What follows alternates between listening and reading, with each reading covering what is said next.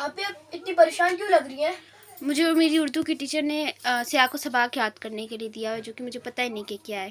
سیاق و سباق یہ تو بہت مشکل ہے۔ تو بیٹا آپ لوگ کیوں پریشان ہو رہے ہو؟ میں ہوں نا آپ کو بتانے کے سمجھانے کے لیے، ہے نا بیٹا؟ میں بتاتی ہوں کہ سیاق و سباق کیا ہوتا ہے۔ سیاق و سباق اصل میں ان بچوں کے لیے ہے جو سبق نہیں پڑھتے، جو مضمون نہیں پڑھتے۔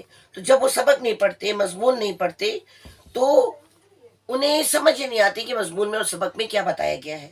تو یہ ایسے بچوں کے لیے ہے جو سبق اور مضمون کے بارے میں کچھ نہیں جانتے۔ تو سیاق و سباق میں سب سے پہلی چیز ہوتی ہے متن کا حوالہ۔ اس پہ بتایا جاتا ہے، پہلے ہوتا ہے متن کا حوالہ۔ یہ اقتباس مندرجہ ذیل مضمون سے لیا گیا ہے جو فلاں مصنف نے لکھا ہے، ٹھیک ہے؟ اس کے بعد آتا ہے سیاق و سباق۔